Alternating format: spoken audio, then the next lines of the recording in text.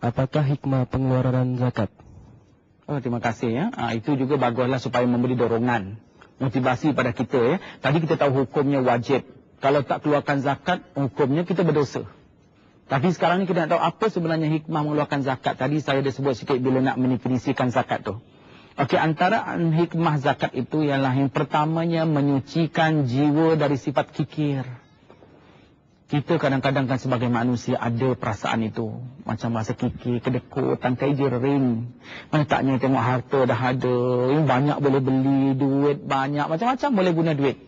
Dan sebagainya. Maka ada perasaan kikir. Maka bila kita insaf, oh ini kewajipan saya kena keluarkan. Maka kita terlatih. Terdidik untuk menjadi orang yang mempunyai rasa empati dan simpati. Maka kita pun keluarkan. Kita tak jadi orang yang kikir. Itu antara menyucikan jiwa kita. Sebab jiwanya juga kena disucikan.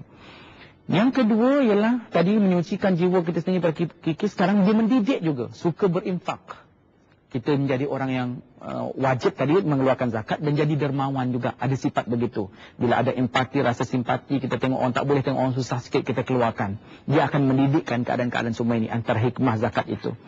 Kemudian yang ketiga, zakat itu yang merupakan manifestasi ataupun lambang kepada kesyukuran. Allah dah bagi rezeki banyak, harta banyak, cukup nisabnya, haulnya pun dah cukup. Maka kita pun keluarkanlah sebagai lambang kesyukuran kepada harta anugerah Allah Subhanahu Wa Taala. 2.5% yang kita keluarkan itu sebagai tanda dan bukti kita bersyukur alhamdulillah ke atas nikmat Allah Subhanahu Wa Taala.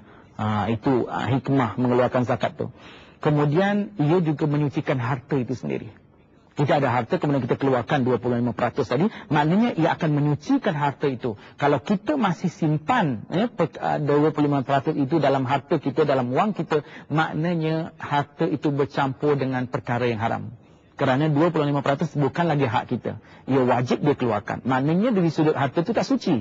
Jadi bila kita keluarkan 25%, automatiklah harta itu jadi harta suci. Kerana kita dah keluarkan hak orang lain yang ada di dalam harta yang kita miliki itu. Sebab harta itu kan amanah daripada Allah Subhanahu Wa Taala. Kemudian ia juga boleh mengembangkan harta.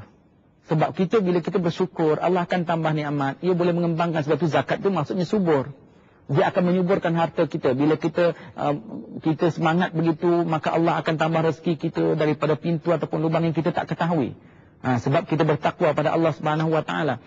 Ia juga hikmah dia boleh membantu meningkatkan kehidupan orang fakir dan miskin. Tak ada lagi orang yang fakir dan miskin kerana boleh mereka dapat pada harta zakat. Kita rasa empati, kesian, kita berkongsi nikmat dengan mereka.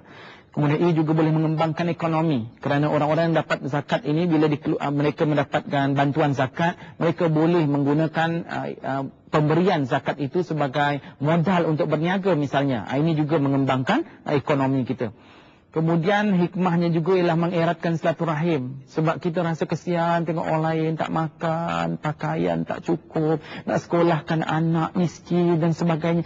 Kita rasa bahawa perasaan antara orang yang berada dengan orang yang miskin, orang kaya dengan orang miskin, ada itu pertautan silaturahim. Mereka insaf.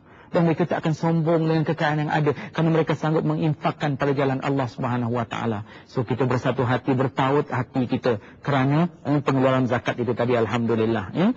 Kemudian ia juga mengelakkan diri kita daripada meminta-minta lah. Ada sikap setengah ni meminta-minta. Jadi bila dah keluarkan zakat, mereka dapat nikmat itu, dapat mengelak mereka, masyarakat kita daripada meminta-minta lah. Jadi bila meminta-minta itu tak bagus dalam masyarakat kita. Jadi bila ada pengeluaran zakat, alhamdulillah, ini dapat diatasi.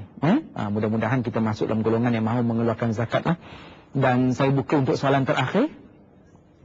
Bismillahirrahmanirrahim. Assalamualaikum warahmatullahi wabarakatuh. Waalaikumsalam. Ustaz, saya ada satu soalan. Banyak kelebihan dan hikmat pengeluaran zakat. Namun kenapakah masih ada orang yang enggan mengeluarkannya? Ya, okey, terima kasih. Banyak sudah kelebihan, kita ceritakan banyak kan kelebihan, hikmah mengeluarkan zakat ni. Tapi masih ada orang yang enggan. Ya Allah, ya Tuhanku, kalau boleh kita tak maulah masuk dalam orang yang enggan mengeluarkan zakat ni. Sebab dosanya terlalu besar. Dia kan rukun Islam, bila tak tunaikan kita dah sebut dosa besar. Jadi kepada yang berada, cukup syaratnya itu, keluarkanlah zakat itu. Tapi kita nak sebut tadi, kenapa ia berlaku? Masih ada orang yang enggan. Antaralah yang saya boleh simpulkan di situ. Yang pertama, mereka tu kita anggap beginilah, lupa kepada hukum Allah Subhanahu Wa Taala. Maklumlah, dah siang malam cari harta, cari rezeki. Rupanya lupa. Maka bagi yang lupa ni, kembalilah ingat semula tentang hukum Allah. Sebab wajib kita mengeluarkan zakat, berdosa bagi yang enggan mengeluar. Bila ingat, insya-Allah tiap-tiap tahun disiplinkan diri kita dengan mengeluarkan zakat itu. Yang kedua juga kadang-kadang ya, sifat yang ada pada kita ni bersifat tamak. Bila kita bersifat tamak, kita rasa bahawa kita nak segala harta itu. Saya tak mau share dengan orang lain. Saya tak mau kongsi dengan orang lain dan sebagainya. Tak patut ada begitu. So, hilangkan perasaan tamak itu. Bila kita ingat bahawa, 2.5% bukan hak saya. Kita keluarkan. Ini yang kita sebut mendidik jiwa kita tadi. Daripada perasaan tamak, kikir dan sebagainya. Maka, apabila ada sifat tamak ini yang perlu dididik. Jiwa ini dari masa ke semasa, hati kita perlu kena didik. Sesungguhnya hati itu sangat memainkan peranan. Ini penyakit-penyakit hati yang kena buang lah. Kemudian, ada juga yang kita boleh gambarkan di sini. Kenapa enggan, tadi tamaknya. Kemudian, hubud dunia itu terlalu sangat. Cintakan dunia lebih sangat. Maknanya dia tak nampak dah yang lain-lain tu. Tak nampak dah akhirat. Mana taknya hidup di dunia seronok sangat. Cinta dengan keadaan kemewahan dan kesenangan hidup dunia. Maka dia lupa bahawa dunia ini adalah fana. Sementara akhirat yang kekal abadi buat selamanya.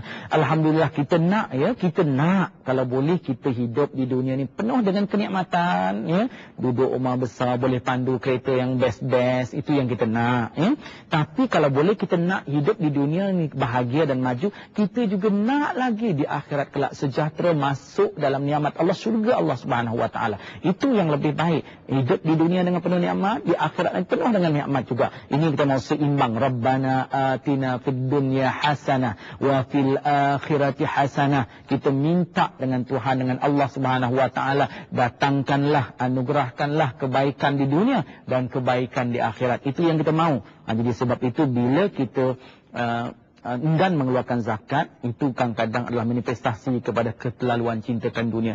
Maka sederhanakanlah, kikiskanlah. Bukan nak tinggalkan dunia, para penonton. Dunia juga diperlukan kerana kita hidup di dunia. Tapi janganlah keterlaluan sehingga kita lupa dengan tanggungjawab akhirat. Itu yang tadi enggan mengeluarkan. Dan yang terakhirnya saya nak rumuskan dari sudut kenapa ni tadi masih ada enggan, iaitu orang yang kurang bersyukur. Kurang berterima kasih, kurang bersyukur. Ingatlah bahawa yang kita dapat di dunia ini anugerah Allah, pinjaman Allah kepada kita. Kita kerja macam mana rajin sekalipun, kalau Allah tak restukan, Allah tak izinkan, Allah tak anugerahkan, kita tak dapat nikmat dunia ni. Tapi kerana Allah izinkan, restukan kita mendapat nikmat, maka kita ada harta, banyak harta dan boleh keluarkan zakat. Justru maka kita hendaklah mengeluarkan zakat itu bila kita insaf. Dan ia adalah merupakan suatu lambang kesyukuran kita. Maknanya orang yang enggan mengeluarkan zakat itu ialah orang yang kurang bersyukur. Jadi para penonton yang dihormati sekalian, untuk kita merumuskan tajuk pemberian suci ini, maka seluruh umat Islam yang telah cukup syaratnya hendaklah mengeluarkan zakat itu. Dan zakat ini perlu dikeluarkan dengan cara yang sepatutnya lah. Salurkanlah melalui institusi yang telah ditubuhkan untuk meningkatkan lagi pengurusan zakat itu, sama kutipan ataupun pengagihan. Dan kena insafi bahawa orang-orang yang enggan mengeluarkan zakat itu ialah masuk dalam golongan orang-orang yang mendapat azab daripada Allah Subhanahu wa taala. Masuklah dalam golongan orang-orang yang mahu mengeluarkan zakat, orang yang diberikan nikmat oleh Allah Subhanahu wa taala. Dan yakinlah bahawa pemberian suci ini akan menyucikan harta kita, menyuburkan harta kita, menjadikan kita orang yang lebih berada, orang lebih kaya lagi insya-Allah dengan usaha dan doa kita kepada Allah Subhanahu wa taala. Maka kita akan mencapai nikmat hidup yang senang di dunia dan juga sejahtera di akhirat kelak.